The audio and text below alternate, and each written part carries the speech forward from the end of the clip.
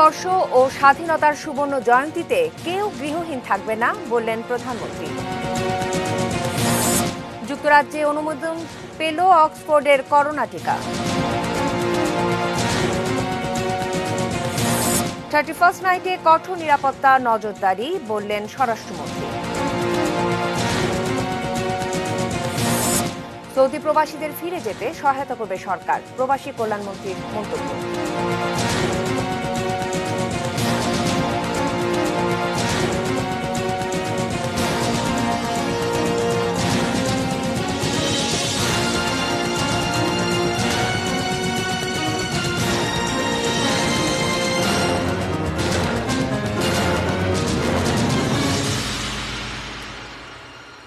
স্বাগত এটিএন নিউজে। দুপুর 3টা নিউজ আওয়ারে আপনাদের সঙ্গে রয়েছি আমি শ্রাবণী চলি। শুনছিলেন সংবাদ শিরোনামগুলো। VSL angle channel HB VSL Bikrampur steel limited.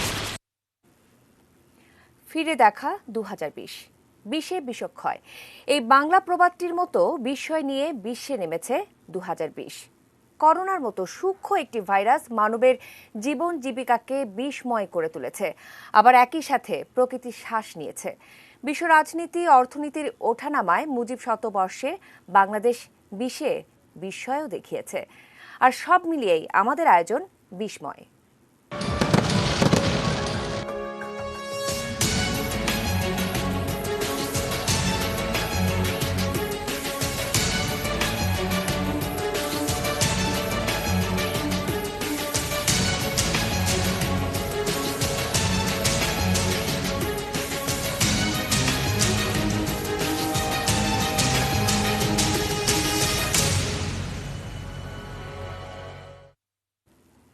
দেখতে চোখ রাখুন এটিএন নিউজে।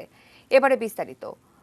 মুজিব বর্ষ ও স্বাধীনতার সুবর্ণ জয়ন্তীতে বাংলাদেশের একটি মানুষও গৃহহীন থাকবে না, এমন লক্ষ্যের কথাই জানিয়েছেন প্রধানমন্ত্রী শেখ হাসিনা। সকালে চট্টগ্রামে বাংলাদেশ নেভাল একাডেমিতে শীতকালীন রাষ্ট্রপতি কুচকাওয়াজে দেয়া বক্তব্যে তিনি আরও বলেছেন, বিশ্ব দরবারে মাথা উঁচু করে চলবে বাংলাদেশ, আর সেই লক্ষ্যেই দেশকে গড়ে তোলা হচ্ছে। রেজন ফয়েজের রিপোর্ট।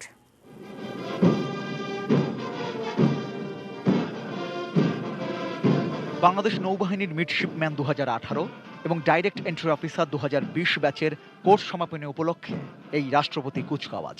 এর মধ্য দিয়ে মোট 63 জন নবীন অফিসার কমিশন লাভ করলেন।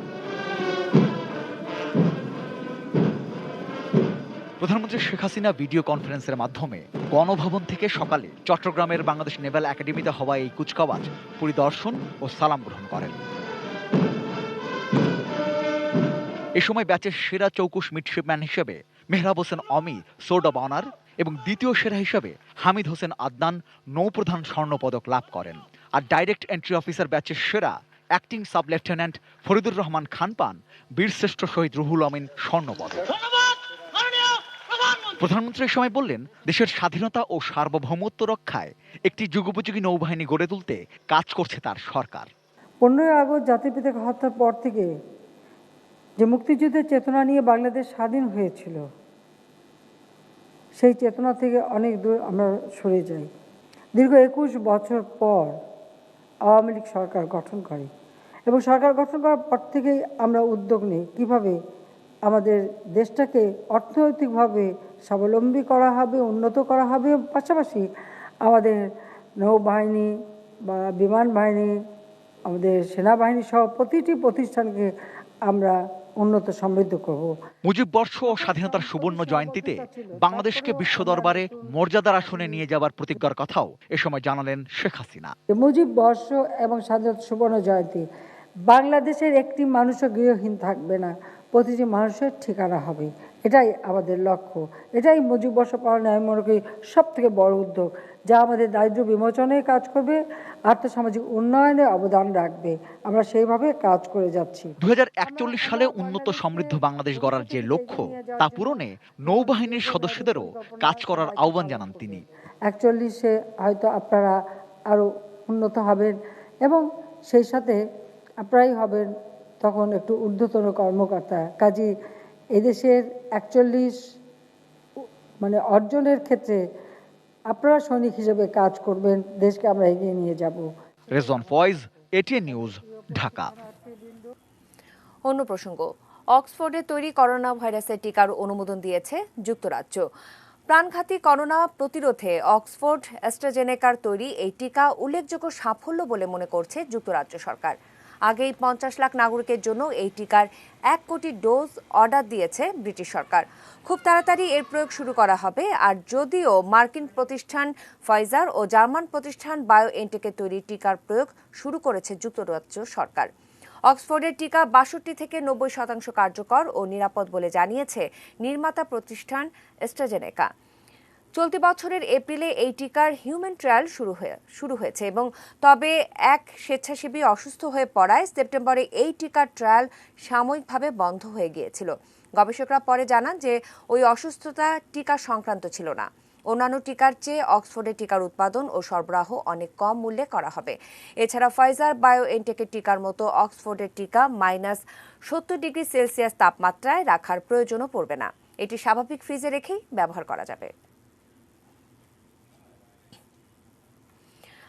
31st নাইটকে ঘিরে সারা দেশে নিরাপত্তা বাহিনীর কঠোর নজরদারি থাকবে বলে জানিয়েছেন স্বরাষ্ট্রমন্ত্রী আসাদুজ্জামান খান কামাল। বুধবার রাজধানীর পিলখানায় বিজিবি সদর দপ্তরে পদক প্রদান অনুষ্ঠানে তিনি একথা বলেন।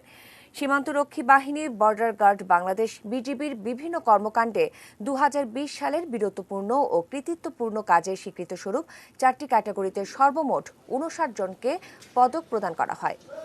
এ সময় সাংবাদিকদের প্রশ্নের উত্তরে সম্প্রতি বিএসএফ এর সাথে সীমান্ত বৈঠক নিয়ে বিজিবি মহাপরিচালক মেজর জেনারেল মোহাম্মদ সাফিনুল ইসলাম জানান, সীমান্ত এলাকায় সন্ত্রাসবাদী গোষ্ঠীর অস্ত্র প্রশিক্ষণ ও চোরাচালান ক্যাম্প নিয়ে বিএসএফকে সতর্ক করা হয়েছে। এদিকে তথ্য সরবরাহের মাধ্যমে সীমান্ত সুরক্ষাও কাজ করছে এই বাহিনী। এবং আমরা ওখানে অপারেশন পরিচালনা করি, কিন্তু আদতে অন গ্রাউন্ডে আমরা ভূমিতে কোনো কিছু পাই না। সেটা আমরা বিএসএফকে জানিয়েছি যে তোমরা আমাদেরকে যে লিস্ট দাও, বাংলাদেশে আমরা কোনো সময় আমাদের পলিসিতেই নাই যে অন্য দেশের থেকে এসে বাংলাদেশে থেকে কোনো সন্ত্রাসী গ্রুপ অপারেশন করতে পারবে। তো সেই বিষয়টা আমরা তাদেরকে আবার আশ্বস্ত করেছি এবং বলেছে যে আগে তোমরা যে লিস্টগুলো দিয়েছো সেখানে আমরা অভিযান পরিচালনা করেছি এবং পরিচালনা করে সেখানে আমরা এরকম কোনো ক্যাম্পের অস্তিত্ব আমরা পাই নাই। আমাদের নিরাপত্তা বাহিনী যে কোনো চ্যালেঞ্জ মোকাবেলা করতে পারে, তারা শান্তি শৃঙ্খলা রক্ষার জন্য সবসময় তৈরি থাকে। তো কেউ এখানে এসে অঘটন ঘটাবে, আমাদের নিরাপত্তা বাহিনী চুপ থাকবে এমন কোনো ঘটনা খবর আমরা শুনিনি। আমাদের সবসময় নজরদারিতে আছে, কোনো ধরনের অঘটন হওয়ার সম্ভাবনা এখানে নেই। তারপরও আমাদের নিরাপত্তা বাহিনী সজাগ রয়েছে, আমাদের গোয়েন্দারা সজাগ রয়েছে। বাংলাদেশের ইতিহাসে ভোট ডাকাতিতে বিএনপির রেকর্ড কেউ ভাঙতে পারবে না বলে মন্তব্য করেছেন আওয়ামী লীগের সম্পাদক ও সড়ক পরিবহন ও সেতুমন্ত্রী ওবায়দুল কাদের। গণতন্ত্রের বিজয় দিবস উপলক্ষে বুধবার এক আলোচনা সভায় প্রধান অতিথির বক্তব্যে তিনি এই মন্তব্য করেন। রাজধানীর কৃষিবিদ ইনস্টিটিউট মিলনায়তনে ঢাকা মহানগর উত্তর আওয়ামী লীগ আয়োজিত এই আলোচনা সভায় সরকারি বাসভবন থেকে ভিডিও কনফারেন্সের মাধ্যমে সভায় যুক্ত হন ওবায়দুল কাদের। বিএনপির যে কোনো শান্তিপূর্ণ কর্মসূচিকে স্বাগত জানান তিনি। তবে আন্দোলনের নামে কোনো নৈরাজ্য সৃষ্টি করলে জনগণের সম্পদ রক্ষায় সরকার কঠোর ব্যবস্থা নেবে বলে হুঁশিয়ারি আওয়ামী লীগের সাধারণ সম্পাদকের। স্বাধীন বাংলাদেশের ইতিহাসে ভোট ডাকাতিতে বিএনপি যে রেকর্ড করেছে তা কেউ ভাঙতে পারবে না। মির্জা ফখরুল বলেছেন, ধানের শীষে ভোট দিলে নাকি ইভিএমে নৌকার পক্ষে চলে যায়। তবে কি নৌকার ভোট ধানের শীষে যাওয়ায় গতকাল তাদের 2 জন পৌর মেয়র নির্বাচিত হয়েছেন। আমি ফখরুল সাহেবকে বিরোধিতার খাতিরে বিরোধিতা না করে জনরায় মেনে নেওয়ার আহ্বান জানাচ্ছি। এদিকে গণতান্ত্রিক সরকার প্রতিষ্ঠায় নতুন বছরে বিএনপির প্রধান লক্ষ্য হবে জানিয়ে সকল রাজনৈতিক দলকে ঐক্যের আহ্বান জানিয়েছেন বিএনপি মহাসচিব মির্জা ফখরুল ইসলাম আলমগীর।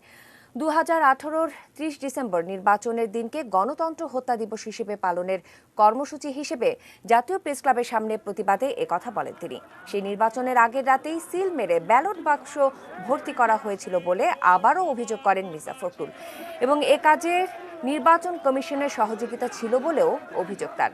তিনি জানান, একাদশ সংসদ নির্বাচন বাতিল করে নির্দলীয় সরকারের অধীনে নতুন নির্বাচন আদায় করাই বিএনপির নতুন বছরের চ্যালেঞ্জ।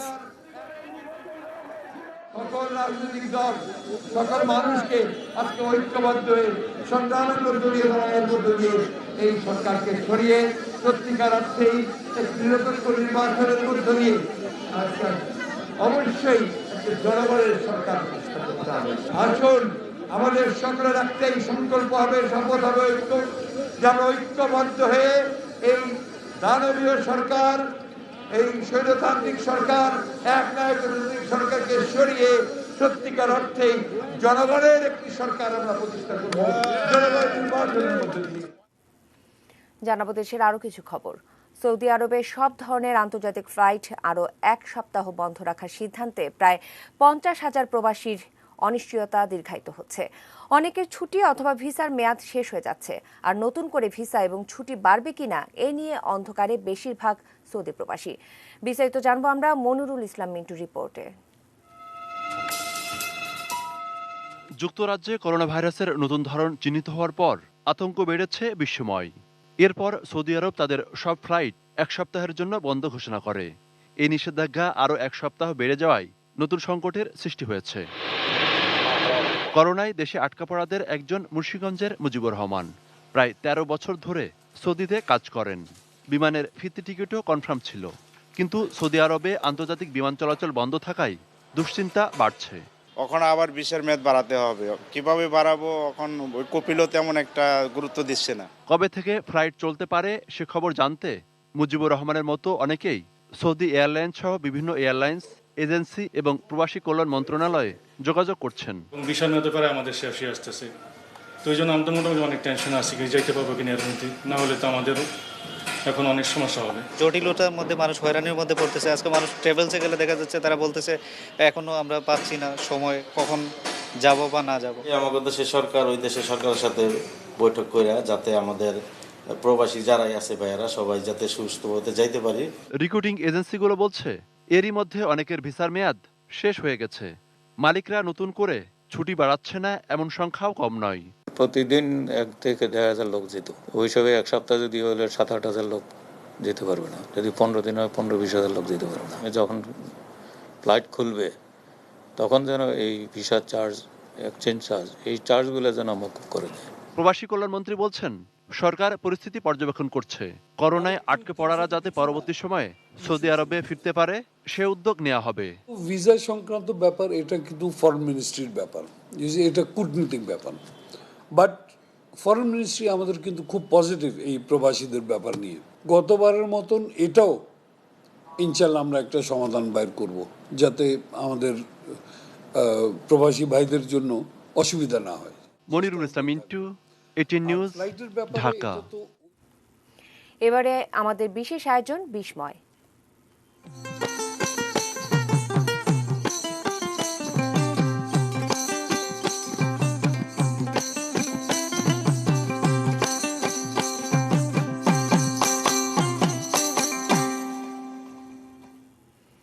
করোনায় শিক্ষা খাতের ক্ষতি পোষাতে হিমশিম সব দেশ। বাংলাদেশেও শিক্ষা প্রতিষ্ঠান বন্ধ সেই 17 মার্চ থেকে। ক্লাস ও পরীক্ষা নিয়ে দফায় দফায় সিদ্ধান্ত এলেও করোনা কোনোটাই বাস্তবায়ন করতে দেয়নি। ঝুঁকিতে কেবল শিক্ষার্থীরা নয়, শিক্ষক ও প্রতিষ্ঠানগুলোও রয়েছে। বিদায়ী বছরের অনিশ্চয়তা নতুন বছরে কবে নাগাদ কাটবে সেটি জানার অপেক্ষা সবার। চলুন করোনা কাল জুড়ে শিক্ষার অবস্থা ফিরে দেখি সাজেদা সুটি রিপোর্টে। বিদায়ী বছরের মাঝামাঝিতে ইউনেস্কো জানিয়েছিল 190টি দেশের 1.6 বিলিয়ন অর্থাৎ 90% শিক্ষার্থী ঘরবন্দি। সাদা চোখে করোনার ক্ষতি সবচেয়ে বেশি স্বাস্থ্য খাত ও অর্থনীতিতে মনে হলেও সুদূর প্রসারী ক্ষতিটা শিক্ষাতেই দেখছেন বিশেষজ্ঞরা। এক এক দেশ এক একভাবে পুষিয়ে নেওয়ার চেষ্টা করছে, তবে মহামারী নিয়ন্ত্রণে না আসা পর্যন্ত পুরো ক্ষতিটা বোঝা যাবে না। করোনা স্থবিরতায় অনলাইন ক্লাসই বিকল্প হয়ে আসে, তবে তাতে গ্রাম ও শহর ভেদে বৈষম্যটা, আর্থিক অবস্থার অসঙ্গতিটাই প্রকটভাবে চোখে পড়ে। প্রাথমিক ও ইবতেদায়ী সমাপনী পরীক্ষা এবং জেএসসি ও জেডিসি পরীক্ষা বাতিল করা হয়। জেএসসি, এসএসসি ও সমমানের পরীক্ষার গড় ফলের ভিত্তিতে আসবে এইচএসসি ও সমমানের পরীক্ষার ফল। এছাড়া স্কুলে শিক্ষার্থীরা উপরের শ্রেণীতেও উঠবে বার্ষিক পরীক্ষা ছাড়াই। 15 দিন অন্তত পক্ষে তাদেরকে নোটিশ দিয়েই আমরা আমাদের পরীক্ষা নেব, কিন্তু পরীক্ষা নেবার মতো একটা পরিস্থিতি অন্তত হতে হবে। অর্থাৎ ফল হিসেব করে দেখা গেল পুরো করোনাকালে অন্য যাই কিছু কম বেশি হয়েছে, পড়ালেখাটা একদমই হয়নি। একটি হিসেবে আসে সব মিলিয়ে দীর্ঘ এই ছুটিতে প্রায় 4 কোটি শিক্ষার্থীর পড়াশোনা ঝুঁকিতে পড়ে যায়। এমনিতেই দেশে শিক্ষার্থী ঝরে পড়ার প্রবণতা, তার মধ্যে করোনাকালে সেটি আরও বেড়েছে। শিক্ষা প্রতিষ্ঠান ও শিক্ষকদের ক্ষতিটাও কোনো অংশে কম হলো না। এভাবে ধার দেনা করে আশায় আশায় মাস চলে যাচ্ছে। বাবা মার সম্পত্তি বিক্রি করে করে এনে আমাদের প্রতিষ্ঠান চালাতে হচ্ছে। মালিক পক্ষ একটা সময় পর্যন্ত তারা কনসিডার করেছে, এখন আর যদিও প্রেসার দিচ্ছে। অনেক স্কুলের টিচাররা ফল বিক্রি করছে, রাজমিস্ত্রির কাজ করছে। মাত্র 15 বছর বয়সী স্কুল ড্রপ আউট হওয়া বিজ্ঞানী আলবার্ট আইনস্টাইন প্রচলিত বা গতানুগতিক শিক্ষা ব্যবস্থাকে খুবই অপছন্দ করতেন। 1665 সালে ট্রিনিটি কলেজে পড়তেন নিউটন, যখন সমগ্র ইউরোপে বেবনিক প্লেগের বিস্তার ঘটে। লকডাউনে ঘরবন্দি নিউটন আবিষ্কার করে ফেললেন বিখ্যাত মহাকর্ষ সূত্র, যা চিরতরে বদলে দিয়েছিল বিশ্বকে। অর্থাৎ ক্ষতির মাঝ থেকেই ভালোটুকু তুলে আনার সুযোগ খুঁজতে হয়। তাই করোনা যেন কোনো ক্ষতি অপূরণীয় করে না দেয়, সে চেষ্টাই এখন সবচেয়ে জরুরি বলে মনে করছেন বিশেষজ্ঞরা। ছাত্রদের সবসময় বলতে হবে তারা যাতে পড়ালেখার কার্যক্রমের মধ্যে থাকে, তারা যাতে হারিয়ে না যায়। Sajida Sweety, ATN news, Dhaka. আমাদের এই বিশেষ আয়োজনের আরও প্রতিবেদন থাকছে সংবাদের পরের অংশে, দেখার আমন্ত্রণ রইল। দর্শক, এরই মাঝে সময় হলো বায়োজিৎ স্টিল বিরতি নেবার। ফিরে এসে আরও যা থাকছে। করোনায় স্বাস্থ্য খাতে অব্যবস্থাপনার বছর 2020। মহামারীকালে শ্রমবাজার, অস্তিত্ব সংকটে শ্রমিকরা।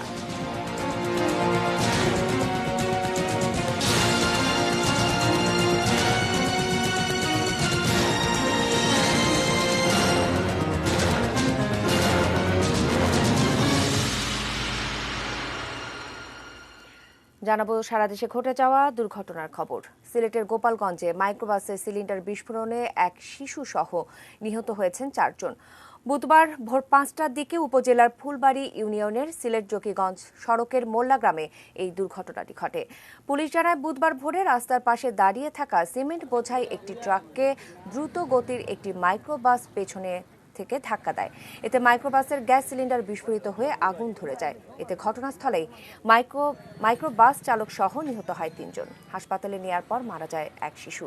নিহতরা হলেন বিয়ানীবাজারের চারখাই এলাকার সুনান মিয়া এবং একই এলাকার রাজন। এছাড়া নিহত আরেক যাত্রী ও শিশুর পরিচয় এখনো জানা যায়নি। হবিগঞ্জের মাধবপুরে অপহরণকারীদের হুমকিতে নিরাপত্তাহীনতায় ভুগছে এক স্কুল ছাত্রীর পরিবার। অপহরণের 6 দিন পর তাকে উদ্ধার করা হলেও মামলা তুলে নিতে হুমকি দিচ্ছে অভিযুক্তরা। গত 7 ডিসেম্বর মাল্লা গ্রামের এক ছাত্রীকে অপহরণ করে একই গ্রামের শানু মিয়া। সামাজিকভাবে এই বিষয়টি সমাধানের উদ্যোগ নেওয়া হলেও 12 ডিসেম্বর রাতে শানু মিয়ার লোকজন মেয়েটির বাড়িতে এসে ভাঙচুর করে। আর এই ঘটনায় 13 ডিসেম্বর থানায় মামলা করার পর অপহৃতাকে উদ্ধার করে পুলিশ। কিন্তু মামলা তুলে নিতে শানু মিয়াদের অব্যাহত হুমকির কারণে বাড়ি ছেড়ে পালাতে বাধ্য হয়েছে মেয়েটির পরিবার। আসামিরা প্রকাশ্যে ঘোরাফেরা করলেও তাদের গ্রেফতার করছে না পুলিশ। তবে এই অভিযোগ অস্বীকার করে পুলিশ বলছে, আসামিরা পলাতক এবং সামাজিকভাবে বিষয়টি সমাধান হয়ে গেছে।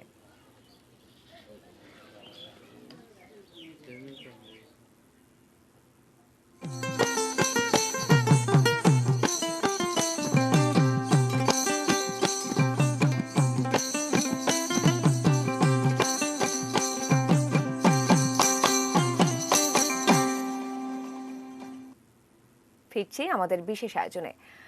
করোনাময় 2020-এ বারবার আলোচনায় এসেছে স্বাস্থ্য সেবা খাত। করোনা মোকাবেলার প্রস্তুতি, লকডাউন বাস্তবায়ন এবং করোনা পরীক্ষা নিয়ে আলোচনা সমালোচনা ছিল বছর জুড়েই। আমরা জানবো মহিদুদ্দপুর রিপোর্টে।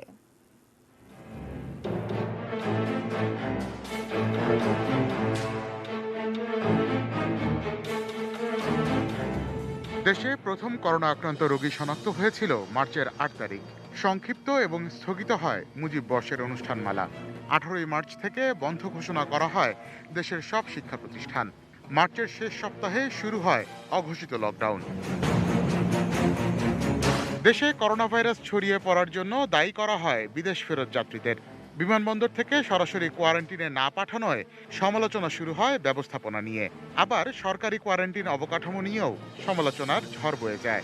এসব আলোচনা সমালোচনার মধ্যেই বিশ্বের বিভিন্ন দেশ থেকে করোনা আক্রান্ত যাত্রীরা দেশে প্রবেশ করে। ছড়িয়ে পড়তে শুরু করে নভেল করোনা ভাইরাসের কয়েকটি ধরন। লকডাউনের শুরুতেই সংকট দেখা দেয় মাস্ক আর পিপিই নিয়ে। চড়া দামে ব্যক্তিগত সুরক্ষা সামগ্রী কিনেছেন অনেকেই। খোদ চিকিৎসকদের সরবরাহ করা হয়েছে নিম্নমানের এবং নকল মাস্ক। নড়েচড়ে বসে সরকারের স্বাস্থ্য মন্ত্রণালয় এবং ওষুধ প্রশাসন। লকডাউনের মধ্যেই এপ্রিলের শুরুতে যার যার ঘরে অবস্থান করার সরকারি নির্দেশ উপেক্ষা করে শ্রমিকদের কাজে যোগদানের নির্দেশ দেন তৈরি পোশাক খাতের কারখানা মালিকরা। চাকরি হারানোর ভয়ে হাজার হাজার পোশাক শ্রমিক লকডাউনের মধ্যেই পায়ে হেঁটে রওনা হন কর্মস্থলের উদ্দেশ্যে। সরকারি হস্তক্ষেপে মাত্র 24 ঘন্টায় সেই সিদ্ধান্ত উল্টে গেলেও মাঝখানে শত শত মাইল পথ চলার ভোগান্তি পোহায় অসংখ্য মানুষ। এরপর মে মাসের শেষ সপ্তাহে ঈদ উপলক্ষে আবারও শহর ছেড়ে গ্রামের পথে নামে মানুষের ঢল। জনসাধারণ ও যানবাহন চলাচলের উপর সরকারি বিধিনিষেধ থাকলেও ঠেকানো যায়নি জনস্রোত। ঈদ মৌসুমে স্বপ্নের পাশাপাশি কোভিড-19ও পৌঁছে যায় বাড়িতে। জুন মাসের শেষ ভাগে আবিষ্কৃত হয় করোনা পরীক্ষা নিয়ে অভিনব প্রতারণা কৌশল। গণমাধ্যমে প্রকাশ হতে থাকে জেকেজি আর রিজেন্ট হাসপাতালের কোভিড টেস্ট জালিয়াতির খবর।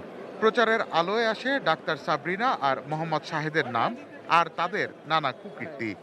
অনুসন্ধানে বেরিয়ে আসে স্বাস্থ্য অধিদপ্তরের দুর্নীতি আর অব্যবস্থাপনার অসংখ্য উদাহরণ। জুলাই মাস পুরোটাই কাটে স্বাস্থ্য খাতের আরও নানা অনিয়ম দুর্নীতির তথ্য উন্মোচনে। মহামারীর মধ্যেই পাশ হয় নতুন অর্থবছরের বাজেট। মহামারীর ধাক্কা সামলে উঠতে সরকার প্রায় 1.25 লাখ কোটি টাকার প্রণোদনা প্যাকেজ বাজেটে বরাদ্দ করায় সব মহলে প্রশংসা কুড়ায়। তবে প্রণোদনার অর্থ সবচেয়ে বেশি বরাদ্দ পাওয়া তৈরি পোশাক খাত কর্মী ছাঁটাই বন্ধ করেনি। সেপ্টেম্বর পর্যন্ত সারা দেশে এ খাতের প্রায় 65,000 কর্মী চাকরি হারিয়েছেন বলে দাবি করেছে বিভিন্ন গবেষণা সংস্থা।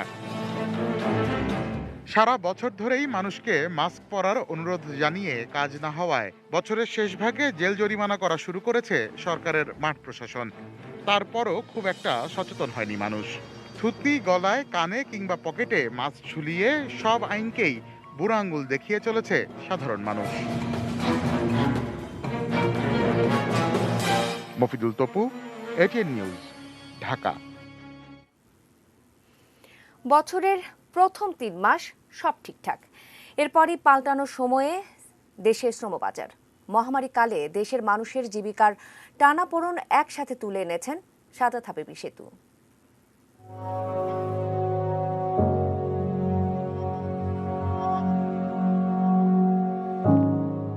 এই চেনা ঢাকার প্রাণ রাস্তার পাশের হকার, বাসের কন্ট্রাক্টর, ড্রাইভার, সিএনজি চালক, মুচি কিংবা মুড়ি বিক্রেতা সব হারিয়ে মার্চের শেষ সপ্তাহ থেকে বড্ড অচেনা এই শহর।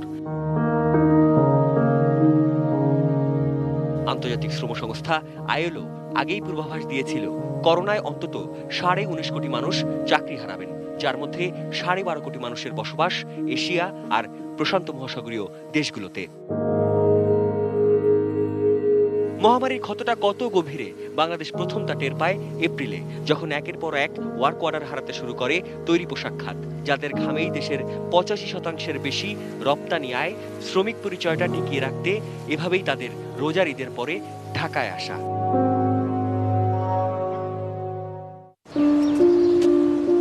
তৈরি পোশাক শিল্পে প্রায় 49 লাখ আর টেক্সটাইল মিলগুলোতে 30 লাখ শ্রমিকের চাহিদা হুট করেই কমতে থাকে, কারণ বিদেশ থেকে কমতে থাকা চাহিদা। সবশেষ বিশ্বজুড়ে করোনার দ্বিতীয় ঢেউয়ে আরও 20 থেকে 25% কাজ হারাচ্ছে দেশের তৈরি পোশাক খাত। কারখানা টিকিয়ে রাখতে দেশে ছাঁটাই হয়েছে 10 লাখের বেশি গার্মেন্টস শ্রমিক।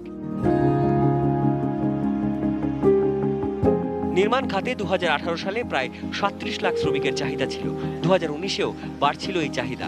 2020-এর 20-এ স্বাভাবিকভাবেই ওরা পরিচয় হারিয়েছে। পুরো দেশের বেসরকারি খাত যখন থমকে, অবকাঠামোগত নির্মাণ এ সময়ে যা হয়েছে তার সিংহভাগই সরকারি। বছরের মাঝে ঢাকা জুড়ে এমন বাড়ি ভাড়ার নোটিশে দেশের অর্থনীতির কপালে চিন্তার ভাঁজ। সামর্থ্যবানরা হয়তো টিকে গেছেন, তবে পেশাজীবীদের অনেকেই পরিচয় হারিয়ে জাদুরে শহর ছেড়ে পাড়ি দিয়েছেন গ্রামে। করোনায় জীবিকার সব সমীকরণ যখন নেতিবাচক, একটাই ঊর্ধ্বমুখী গতি প্রবাসীদের আয় পাঠানোয়। প্রবাসীদের পাঠানো রেমিটেন্সে ভর করে 2020-এর ডিসেম্বরে এসে $4,200 কোটি রেকর্ড রিজার্ভে বাংলাদেশ। গোটা দক্ষিণ এশিয়ায় বৈদেশিক মুদ্রা রিজার্ভে শুধু ভারতই বাংলাদেশের উপরে। আবার শ্রমিক পরিচয়টা ধরে রাখতে সেপ্টেম্বরে এই প্রবাসী শ্রমিকদের ঢাকার রাস্তায় এমন আর্তনাদ। পরিসংখ্যান বলছে করোনাকালে 3.25 লাখ শ্রমিক দেশে ফিরেছেন, অন্তত 50% ফিরেছেন কাজ হারিয়ে। আশঙ্কা আছে আরো 3 লাখ প্রবাসী বাংলাদেশি হারাতে পারেন শ্রমিক পরিচয়টা। সংক্রমণ ঠেকাতে শুরুতে বন্ধ ছিল গণপরিবহন, লকডাউনে বন্ধ হয়েছে রিক্সা ভ্যানের মতো ছোট ছোট যানবাহনগুলো। পরিচয় হারিয়ে অনেকেই অন্য পেশায় ছুটছেন এখনো। তবে মহামারী কাল তো এখনো শেষ হয়নি, তাই পরিচয় টিকিয়ে রাখার দৌড়টাও থামেনি। সাদাত হাবিবি সেতু, ATN নিউজ, ঢাকা। দেখছিলাম আমাদের বিশেষ আয়োজন বিস্ময়। এবারে জানাবো সোশ্যাল ইসলামী ব্যাংক লিমিটেড বাণিজ্য সংবাদ।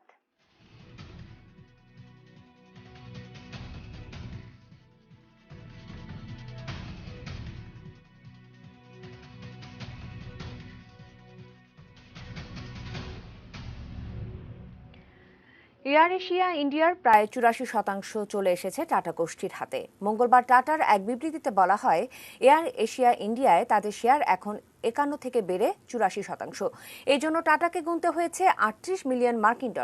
2014 সালে দেশের উড়ান পরিষেবায় বিদেশি লগ্নির পথ প্রশস্ত করে ভারতের কেন্দ্রীয় সরকার। আর সেই বছর জুনে মালয়েশিয়ার ধনকুবের টনি ফার্নান্ডেজের এয়ার এশিয়ার সঙ্গে টাটার যৌথ উদ্যোগে ভারতের আকাশে এয়ার এশিয়া ইন্ডিয়ার যাত্রা শুরু হয়। সেই সময় টাটার অংশীদারিত্ব ছিল 51%। সম্প্রতি করোনার কারণে লোকসানের মুখে পড়ে বিমান সংস্থাটি। ফলে শেয়ার বিক্রির মাধ্যমে নিজেদের কার্যক্রম স্বাভাবিক রাখার চেষ্টা করছে তারা।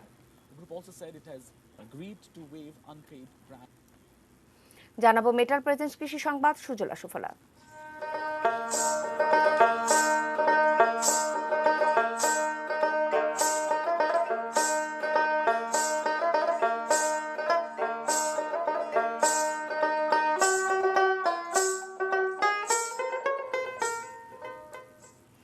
মাশরুম চাষ করে স্বাবলম্বী হয়েছেন বগুড়ার লিপি প্রধান।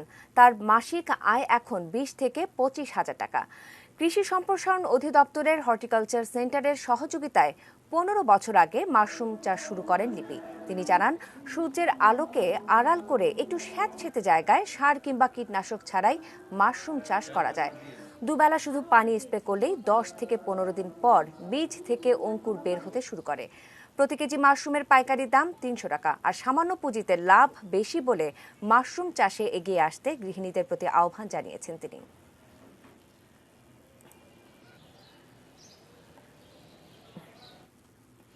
যথারীতি আবারও সময় হলো বায়াজিৎ স্টিল বিরতি নেবার। ফিরে এসে আরোতে থাকছে।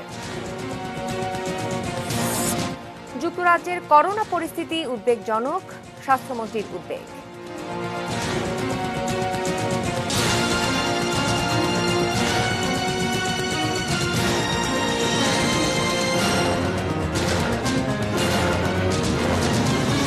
ফিরে এসে এবারে জানাবো দেশের বাইরের খবর।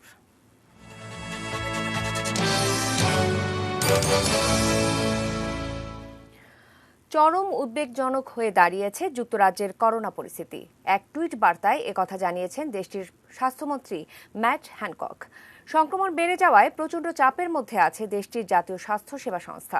তিনি বলেন, টিকার মাধ্যমে মানুষের জীবন রক্ষার আগে প্রয়োজন এই ভাইরাসের সংক্রমণ ঠেকানো।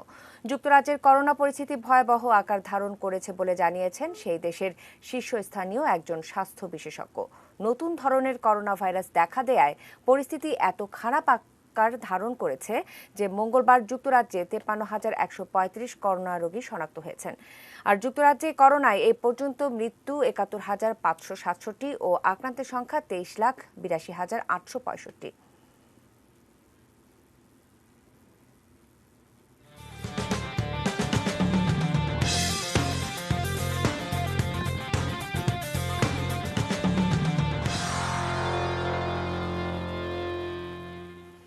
জানাবো খেলার খবর। বড়দিনের ছুটি কাটিয়ে লা লিগায় আবারও মাঠে নামছে রিয়াল মাদ্রিদ। প্রতিপক্ষ পয়েন্ট টেবিলের তলানির দল এলচে। ম্যাচ শুরু হবে বাংলাদেশ সময় দুপুর 2:30টায়। গতবারের চ্যাম্পিয়ন রিয়ালের এই আসরের এখন পর্যন্ত অবস্থান পয়েন্ট টেবিলের দ্বিতীয় স্থানে। 15 ম্যাচ খেলে 32 পয়েন্ট নিয়ে 2-এ রয়েছে তারা। আর সমান পয়েন্ট নিয়েও 2 ম্যাচ কম খেলে গোলের দিক থেকে গড়ে এগিয়ে থেকে শীর্ষে রয়েছে অ্যাটলেটিকো মাদ্রিদ। তবে লস ব্লাঙ্কোসদের হয়ে দুর্দান্ত ফর্মে রয়েছেন করিম বেনজেমা। শেষ 3 ম্যাচে গোলের দেখা পেয়েছেন এই ফরোয়ার্ড। আর পেশি চোট কাটিয়ে এই ম্যাচ দিয়েই দলে ফিরতে পারেন আজার। অন্যদিকে রিয়ালের চেয়ে 1 ম্যাচ বেশি খেলে 16 পয়েন্ট নিয়ে টেবিলে তলানিতে অবস্থান এলচের। নিজেদের মাঠে খেলা হলেও রিয়ালের বিপক্ষে জয় পেতে হলে সেরাটাই খেলতে হবে এই দলটিকে। খেলার খবর জানিয়ে শেষ করব দুপুর 3টা নিউজ আওয়ার। তবে তার আগে শিরোনামগুলো জানিয়ে দিচ্ছি আরও একবার। মুজিব বর্ষ ও স্বাধীনতার সুবর্ণ জয়ন্তীতে কেউ গৃহহীন থাকবে না বললেন প্রধানমন্ত্রী। যুক্তরাজ্যে অনুমোদন পেল অক্সফোর্ডের করোনা টিকা। 31st নাইটে কঠোর নিরাপত্তার নজরদারি বললেন স্বরাষ্ট্রমন্ত্রী। সৌদি প্রবাসীদের ফিরে যেতে সহায়তা করবে সরকার, প্রবাসী কল্যাণমন্ত্রী। করোনায় স্বাস্থ্য খাতে অব্যবস্থাপনার বছর 2020। মহামারীকালে শ্রমবাজার অস্তিত্ব সংকটে শ্রমিকরা। এবং যুক্তরাজ্যের করোনা পরিস্থিতি উদ্বেগজনক, স্বাস্থ্যমন্ত্রীর উদ্বেগ।